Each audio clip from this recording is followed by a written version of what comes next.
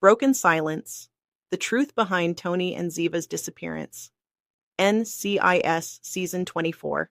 For months, there had been nothing. No calls, no encrypted messages, no sarcastic emails from Tony DiNozzo, no carefully coded warnings from Ziva David.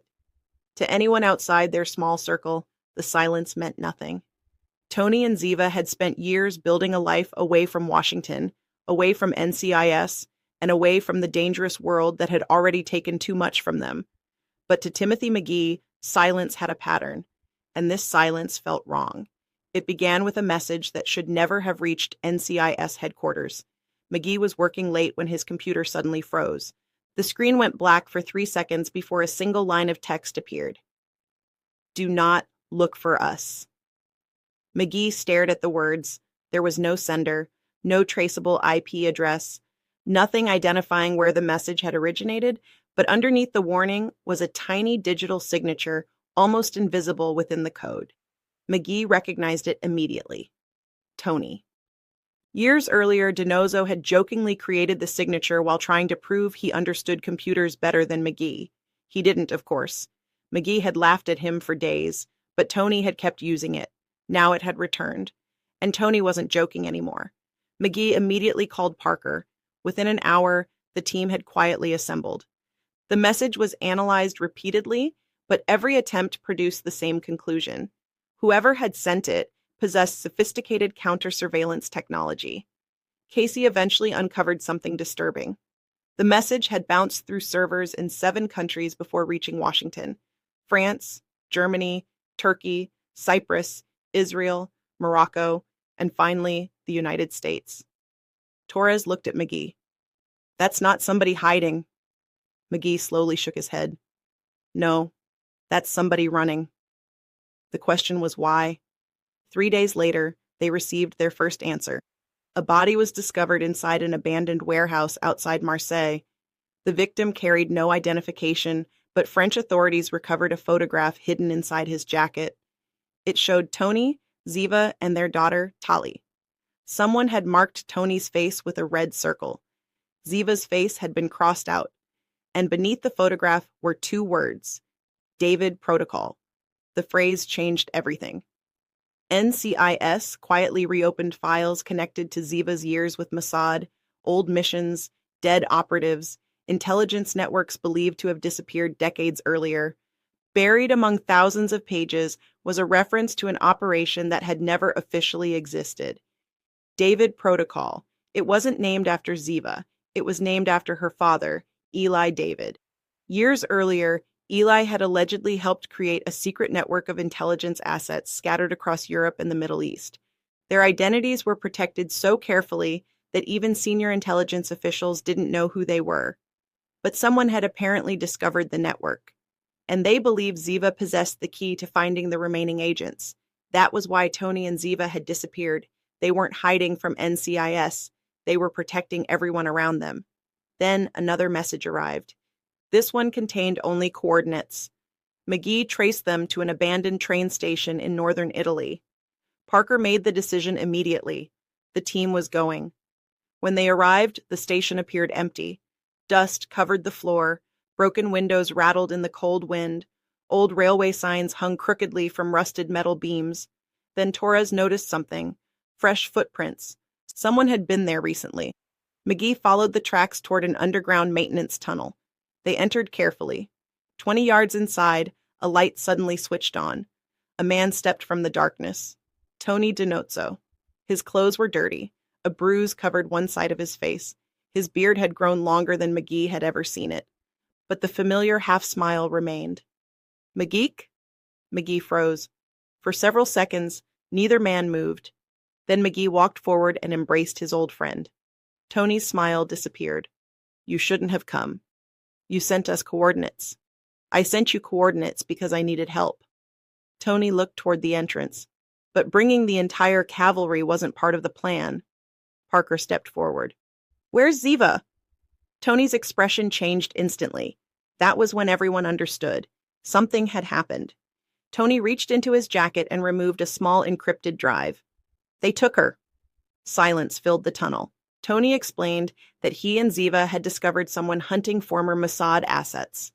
At first, they believed the attacks were unrelated. Then, names started disappearing. People Ziva knew. People Eli had trusted. Someone was systematically eliminating everyone connected to the David Protocol. Tony and Ziva began investigating privately. They couldn't contact NCIS because they believed the organization had been compromised. Someone knew things they shouldn't know, Tony said. Safe houses, operations, names. Every time we moved, they were already waiting. Torres asked the obvious question. Who? Tony looked toward McGee. I don't know. That frightened McGee more than anything else. Tony always had theories. Ziva always had instincts. If neither of them knew who they were fighting, the enemy was more dangerous than anyone had realized. Tony continued. 2 nights earlier, they had been ambushed. Ziva stayed behind long enough for Tony to escape with information they had stolen from their attackers. She had been captured, but Tony believed she was still alive. They need something from her, he said. The names, McGee replied. Tony nodded. The David Protocol. Parker examined the encrypted drive. What's on this? Tony looked at him. The reason they haven't killed her yet. Back in Washington, Casey finally broke through the drive's encryption. The team gathered around the screen. A list appeared. Hundreds of names. Some were dead. Some were retired. Others were currently working inside intelligence agencies around the world. Then McGee saw one name that stopped him cold. It belonged to someone inside NCIS. Someone with access to classified operations. Someone who had been watching the team. The disappearance had never been only about Tony and Ziva. The enemy was already inside their home. Hours later, somewhere beneath an unidentified building, Ziva slowly opened her eyes. Her hands were restrained. Blood ran from a cut above her eyebrow. A man sat across from her in the darkness. You have spent your entire life running from your father's legacy, he said. Ziva raised her head. Her voice remained calm. You clearly do not know me very well. The man smiled. Tony will come for you. For the first time, Ziva smiled too. No. The man looked confused. Ziva leaned forward as far as the restraints allowed. Tony will bring NCIS. The lights suddenly went out. Gunfire erupted upstairs. Alarms began screaming. Ziva closed her eyes for a moment. Then she heard footsteps racing down the corridor. A familiar voice echoed through the darkness. Ziva! Her expression changed. Tony. The door exploded inward. Tony appeared through the smoke with McGee and Torres behind him. For one brief second, the danger disappeared. Tony and Ziva simply looked at each other. No jokes, no arguments, no explanations. Tony crossed the room and cut her restraints. You disappeared on me again, he whispered. Ziva stood and looked into his eyes. And you found me again. Tony smiled. Always. But their reunion lasted only seconds. McGee's voice came through Tony's earpiece. Tony, we've got a problem. Tony looked toward the computer terminal beside Ziva. A countdown had begun. 0059, 0058, 0057. Ziva's face hardened. What happens when it reaches 0? Tony looked at the files appearing across the screen. Names, locations, identities, every surviving member of the David Protocol. Tony finally understood. This wasn't about finding the agents. Ziva stared at him. It was about exposing them. The countdown continued. 0031. Somewhere across the world, servers were preparing to release the identities of hundreds of secret operatives, and NCIS had less than 30 seconds to stop it. Tony looked at Ziva. After months of running, hiding, and protecting everyone they loved, their silence was finally broken. But the truth behind their disappearance had revealed something far worse. Their enemy had never wanted Tony and Ziva dead. Their enemy wanted them alive long enough to start a war. And as the countdown reached 10 seconds, Tony realized that bringing Ziva home might only be the beginning of the most dangerous battle NCIS had ever faced. To be continued. Broken silence, the truth behind Tony and Ziva's disappearance. NCIS Season 24, Part 2, 0010. The numbers burned across the monitor. Tony stared at the screen while Ziva moved toward the terminal, her fingers flying across the keyboard. 0009. McGee, Tony shouted. Tell me you've got something. McGee's voice crackled through the earpiece. I'm trying to intercept the transmission, but it's already splitting across multiple servers. 0008. Torres checked the corridor behind them. We've got company!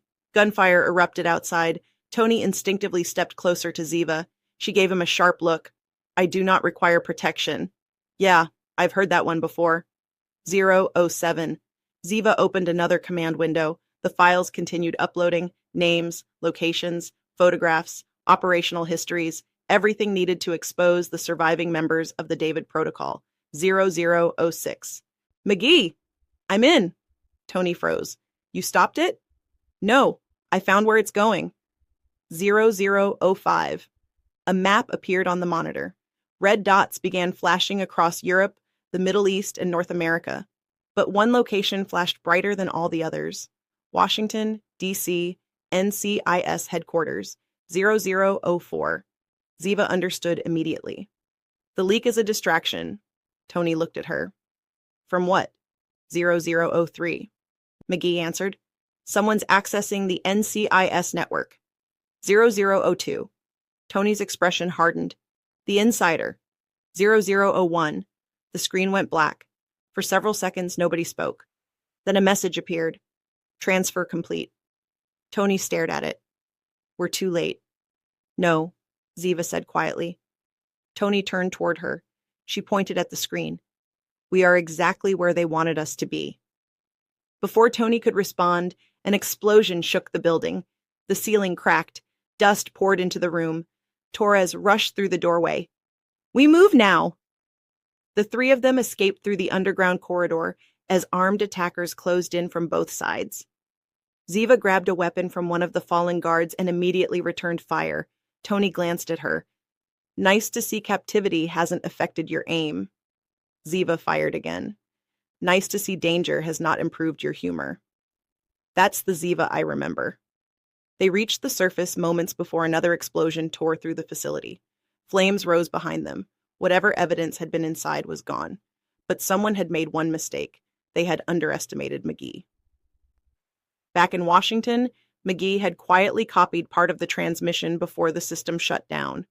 Only 17 seconds of data. But sometimes 17 seconds was enough. Casey worked beside him as thousands of fragments moved across her monitors. Whoever designed this encryption really doesn't want us looking inside. McGee leaned closer. Then we're looking in the right place. A file suddenly opened. Security footage, NCIS headquarters. The timestamp was from 3 weeks earlier. McGee watched as someone entered a restricted archive room using high-level credentials. The person's face wasn't visible. Casey enhanced the footage. Still nothing. Then McGee noticed the reflection in the glass. A partial face appeared. His stomach dropped. No. Casey looked at him. You recognize them? McGee didn't answer. He immediately called Parker. Several hours later, Tony and Ziva arrived at a temporary safe house. Tony locked the door behind them. For the first time since rescuing her, there was no gunfire, no running, no immediate threat, just silence. Ziva stood near the window. Tony watched her. You okay? I am alive. That's not what I asked. Ziva didn't answer. Tony walked closer. You scared me. She finally looked at him. I knew you would come. That's supposed to make me feel better? No. Tony's voice softened. Tali thought we were coming home in 3 days. Ziva lowered her eyes. Tony continued. That was almost 2 months ago. I know. She deserves better than this. So do you. Tony shook his head. Don't do that. Do what? Decide what I deserve. Ziva stared at him. Tony stepped closer. I spent years thinking you were dead. Then I spent years trying to build a life without you. I'm not doing that again. Something shifted in Ziva's expression. The warrior disappeared for a moment. The mother remained. The woman Tony had loved through impossible circumstances remained. I was afraid, she admitted. Tony said nothing. Ziva rarely used those words. I was not afraid of dying, she continued. I was afraid they would find Tali. Tony reached for her hand. They won't. You cannot promise that. No. Tony squeezed her hand. But I can promise they have to get through both of us first. Ziva looked at him. And NCIS. Tony smiled faintly. And McGeek. His phone rang. McGee. Tony answered immediately. Please tell me you found our mystery traitor. McGee remained silent. Tony's smile disappeared. McGee? We found something. Tony switched the call to speaker. Ziva moved closer. McGee explained the security footage. Someone had accessed the NCIS archive weeks before Tony and Ziva disappeared.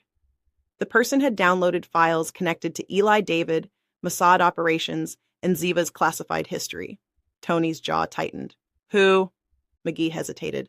We don't have enough evidence yet. Tim. That stopped him. Tony almost never called him Tim when things were normal. McGee took a breath. The credentials belonged to someone who shouldn't have had access. Ziva's eyes narrowed. Give us the name. McGee finally said it, but the connection suddenly died. Tony stared at the phone. McGee? Nothing. Then every light inside the safe house switched off. Ziva immediately pulled her weapon. Tony moved toward the window. Outside, a black vehicle stopped across the street. Another appeared behind it. Then another. Tony whispered, We were followed. Ziva shook her head. No. Tony looked at her. They knew where we were going. The front door exploded inward. Tony and Ziva dove behind the furniture as bullets ripped through the room. Ziva returned fire. Tony grabbed his weapon. Back exit. They moved through the kitchen and escaped into a narrow alley. But armed men were already waiting. Tony and Ziva stopped, surrounded. A figure stepped from the shadows. Ziva slowly lowered her weapon. Tony stared at the stranger. Something about the person was familiar. Then the figure spoke. Anthony Dinozzo. Tony's face changed. Only a few people called him that way. Ziva looked at Tony. You know him. Tony didn't respond. The stranger stepped into the light. Tony's weapon slowly lowered. That's impossible. The man smiled. Your definition of impossible has always been rather limited. Tony stared at him as memories suddenly returned. Old investigations, old enemies, names he had tried to forget. The stranger looked toward Ziva. Eli David left behind more than a network. Ziva's expression became cold. What did my father leave? The man smiled. A successor. Meanwhile, at NCIS headquarters, McGee rushed toward Parker's office. We lost Tony. Parker stood. What happened? Someone hijacked the call. Casey appeared behind McGee. Her face was pale. That's not all. She turned her laptop around. A new message had appeared inside the NCIS system. 3 words. Phase 2. Active. Parker stared at the screen. What is Phase 2? Casey opened the stolen archive files. One document had been unlocked during the attack. It contained photographs of current NCIS agents. Parker, Torres, Knight, Casey, McGee. Every photograph had a red mark beside it, except one. McGee leaned closer. At the bottom of the file was another photograph. Tony Dinozzo. Beside Tony's name were 2 words, primary target. McGee suddenly understood. Tony had believed the enemy wanted Ziva. Ziva believed they wanted her father's network. They were both wrong. The David Protocol had never been designed simply to protect intelligence agents. It had been designed to identify one person capable of inheriting Eli David's entire underground network. And somehow, that person wasn't Ziva. It was Tony. Across the ocean, Tony stood surrounded by armed men while the mysterious stranger extended his hand. You have spent months searching for the truth, the man said. Tony didn't move. The stranger's smile disappeared. So allow me to finally give it to you. He looked directly into Tony's eyes. Ziva's disappearance was never the mission. Tony felt Ziva tense beside him. The man continued. She was the bait. Silence. Tony's face hardened, and I was the target. The stranger nodded. Exactly. Behind him, the doors of the black vehicle opened. The man gestured toward it. Come with me, Anthony, and Ziva lives. Tony looked at Ziva. She immediately shook her head. Do not. Tony smiled faintly. Looks like disappearing is my turn. Tony? He stepped toward the vehicle. Ziva grabbed his arm. Tony looked back at her. For a moment, everything around them seemed to disappear. Then Tony whispered, Trust me. The armed men pulled him away. Ziva watched helplessly as Tony was forced into the vehicle. The door slammed shut. Seconds later, the convoy disappeared into the darkness. Ziva stood alone in the street. Then her phone vibrated. A message from an unknown number appeared. Tony has 24 hours. Below it was another line. Bring us the real David protocol, or he dies. Ziva stared at the screen. Her expression changed completely. The fear vanished. The hesitation vanished. What remained was the Ziva David her enemies should have remembered. She loaded her weapon and quietly said, They have made a very serious mistake. Because Tony DiNozzo had been taken, and Ziva David was coming for him. To be continued. Broken Silence, The Truth Behind Tony and Ziva's Disappearance, NCIS, Season 24, Part 3. The clock had already started, 23:58:41. Ziva stared at the countdown on her phone. 24 hours to deliver the real David protocol. 24 hours before Tony died. She slipped the phone into her pocket and walked away from the abandoned street without looking back. Her enemies expected desperation. They expected fear. They expected her to make mistakes. They had forgotten who she was. Ziva David had survived Mossad. She had survived captivity. She had survived being hunted, betrayed, and declared dead. And now someone had taken Tony. That was different. This time she wasn't running. She was hunting. At NCIS headquarters, Parker ordered the building locked down. No one entered. No one left. McGee stood beside Casey while she reconstructed the intercepted transmission. We need Tony's location. I'm working on it, Casey replied. Torres entered quickly. Ziva's gone. McGee turned. What? Safe house is empty. No bodies, no blood, just shell casings. McGee immediately understood. They took Tony. Parker stepped closer. How do you know? Because if they'd taken Ziva, Tony would have called us. McGee looked at the screen. If they took Tony, Ziva isn't calling anybody. Torres nodded. She's going after him alone. McGee grabbed his jacket. Not this time. Before he reached the door, every monitor in the room suddenly went black. Casey froze. That's not me. A symbol appeared, a black circle divided by a thin white line. Ziva had mentioned it before. The symbol of the group hunting them. Then text appeared. 23 hours remain. Parker stared at the screen. They're inside our network again. Casey shook her head. No, she typed quickly. They're not inside. McGee looked at her. Then how are they doing this? Casey slowly turned toward him. The signal is coming from inside the building. Silence. Parker's expression hardened. The traitor was still at NCIS. Tony woke in darkness. His hands were restrained behind a metal chair. A single light hung above him. Okay, Tony muttered. Definitely not the Four Seasons. A voice came from the shadows. Humor, your preferred defense mechanism. Tony looked up. The mysterious man stepped forward. Tony studied him carefully. You know, most kidnappers eventually introduce themselves. My name is irrelevant. That's disappointing. I was hoping for something dramatic. The man placed an old folder on the table. Eli David's name was written across it. Tony stopped smiling. You knew Eli. I served him. The man opened the folder. Inside were photographs Tony had never seen.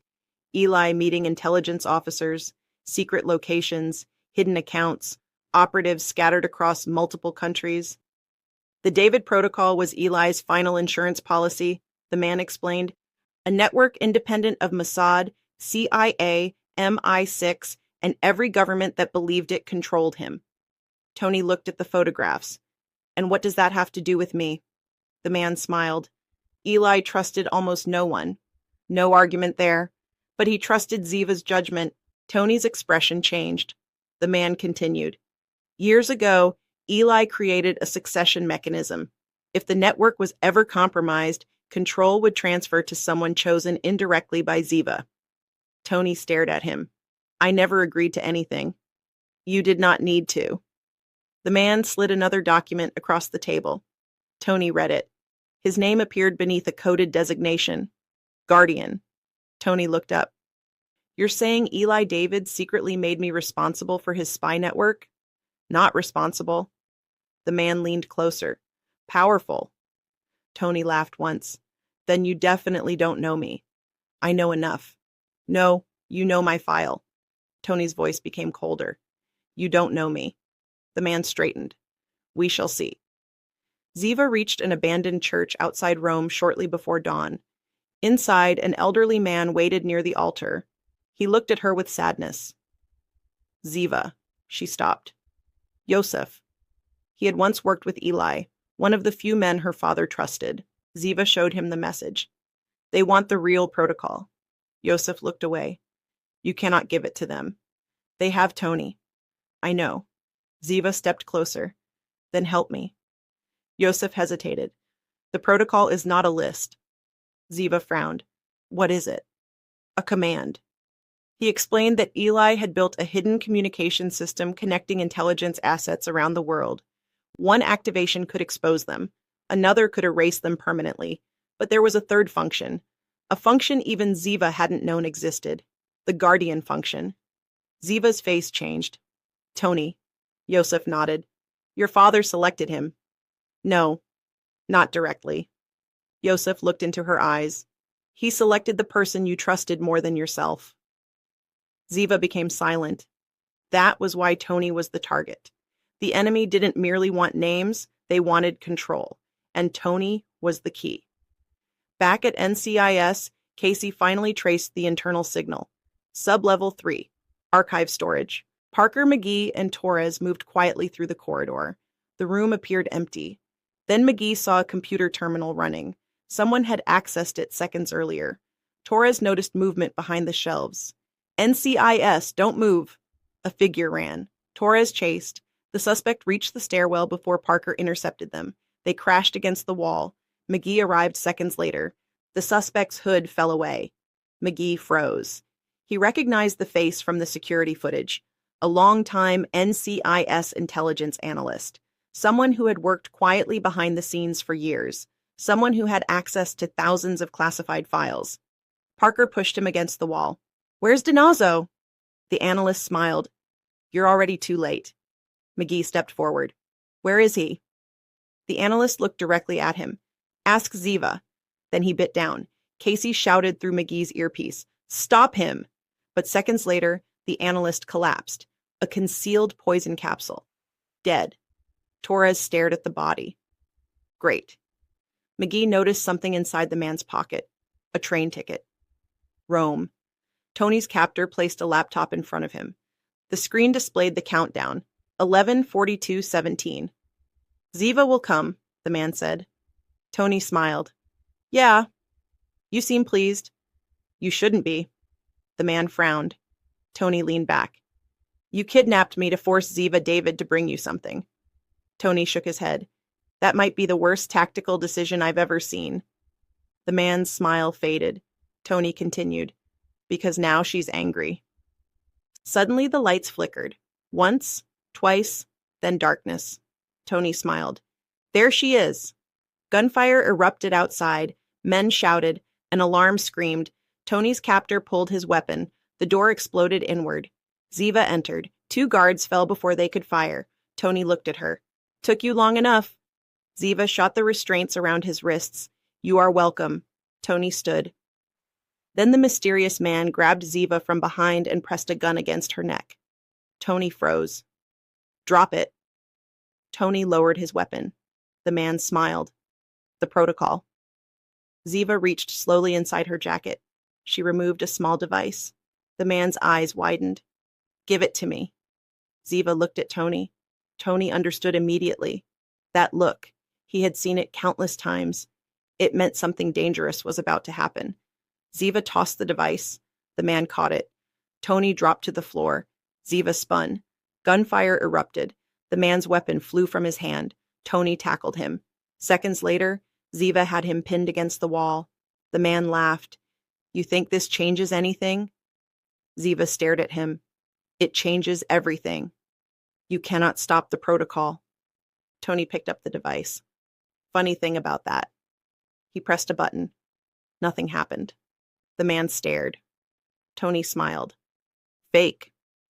The man's face collapsed. Then sirens sounded outside. McGee's voice came through the doorway. Federal agents. Tony looked at Ziva. You called McGee? Ziva smiled faintly. I may have left him several clues. McGee entered with Parker and Torres. Tony grinned. McGeek! McGee shook his head. Never doing this again. You missed me. Unfortunately. For the first time in months, Tony laughed. A real laugh. The silence was finally ending. 2 days later, Tony and Ziva stood outside a quiet house. Tali was inside. Safe. Tony looked toward Ziva. No more disappearing. Ziva raised an eyebrow. That sounds unrealistic considering our history. I'm serious. So am I. Tony took her hand. We almost lost everything. Ziva looked toward the house. Then perhaps we should stop living as though we have nothing to lose. Tony smiled. That sounded suspiciously healthy. Do not become accustomed to it. They walked toward the door together. But thousands of miles away, inside an unidentified intelligence facility, another computer activated. A file appeared. David protocol status, Guardian confirmed name, Anthony Dinozzo. Then another line appeared. Second Guardian identified. A photograph loaded onto the screen. Someone from Tony and Ziva's past. Someone they believed was gone forever. A shadowed figure watched the monitor. Dinozzo thinks this is over.